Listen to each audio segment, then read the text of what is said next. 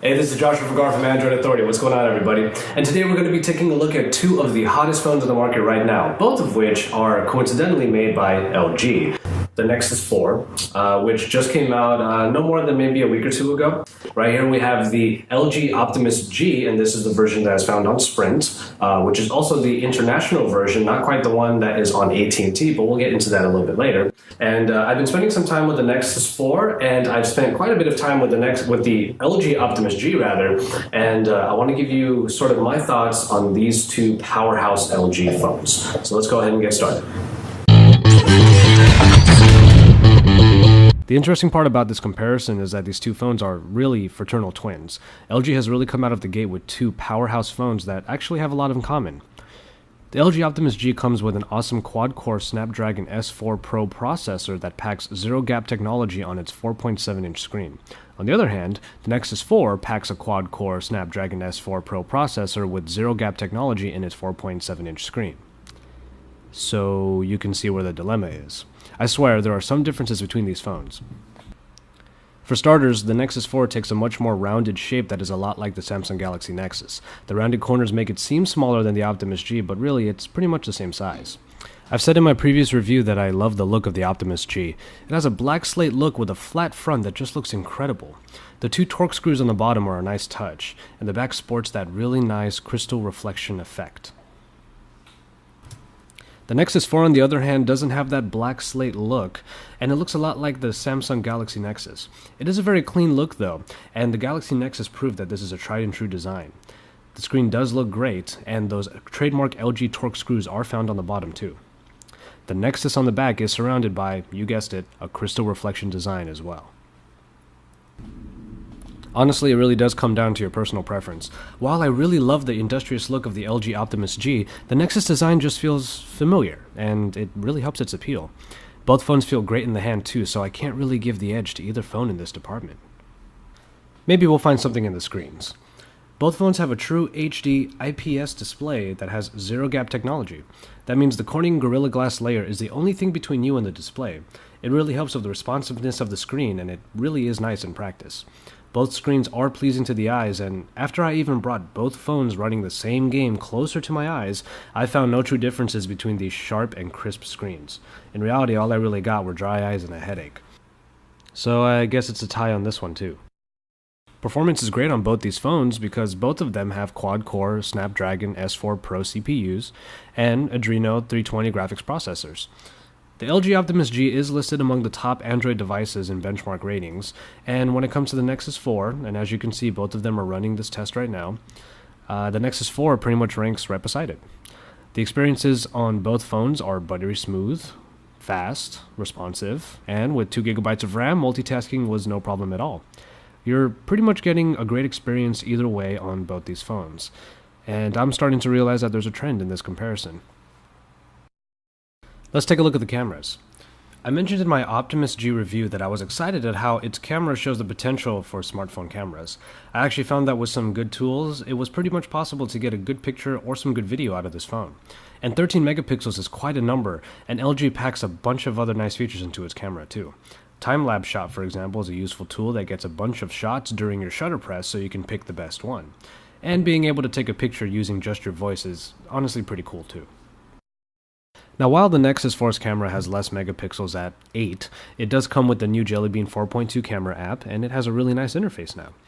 Instead of traditional menus, you can press anywhere in the viewfinder and then swipe around to the appropriate area for changing your settings. Aside from that, it does come with the photosphere for 360-degree street view-like photos. In this comparison, even though I found that the Optimus G came with some cool extra features, I also found that it didn't really render colors quite like the Nexus 4. Pictures from the Nexus 4 were just a little more pleasing to my eye, at least in my opinion. The way that the Optimus G floods light washes out some of the detail in the color. Nonetheless, both are capable cameras, and if you want the sheer power and extra features, you can go with the Optimus G.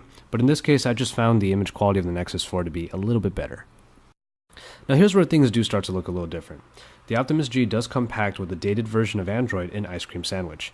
See, the reason for it not being with the times, so to speak, is because LG has to put together its own Optimus UI to put over Android operating systems. And it does take time to put all of those things into the stock Android operating system, so the devices can sometimes get left behind by official Google devices that are always updated and are on the cutting edge. LG, however, did put some good thought into their UI, as the Optimus G comes with one of the most customizable stock interfaces around. It already does look nice and professional, but as you can see here, a lot of the things are customizable, like the theme, and in this case, the lock screen. The Nexus 4, on the other hand, comes with the latest and greatest that Google has to offer in Jelly Bean 4.2. This brings with it features like Google Now, which is a nice search and information center, widgets for the lock screen, an updated camera that you saw earlier, and an expanded drop-down that shows most of your used settings behind your usual notices. Now, having Google in your corner is definitely a nice thing to have, as the Nexus line will always get the most updated operating systems before all other phones. The Optimus G is a couple versions behind in the Android game by now, and though it will get the Jelly Bean update soon, it is only a matter of time before Google releases yet the next version of Android, and then all the other phones will have dated software again. As an Android nut and a bit of a purist, and I know there are a lot of you out there, having the Nexus 4 means that you have the most updated software, and that's really enticing for a lot of people. And I have to say, it's the same for me as well. So in this department, I have to give it to the Nexus 4 as well. A final point of contention we'll use in this comparison is the connectivity. One of the most publicized features missing in the Nexus 4 is its lack of connectivity to 4G LTE. Instead, the phone is natively able to run on HSPA+ networks, which is not quite as fast as LTE, but it has been reported that speeds are definitely adequate enough for a majority of different tasks. If 4G LTE is really important to you, you might not get the speeds you want from the Nexus 4.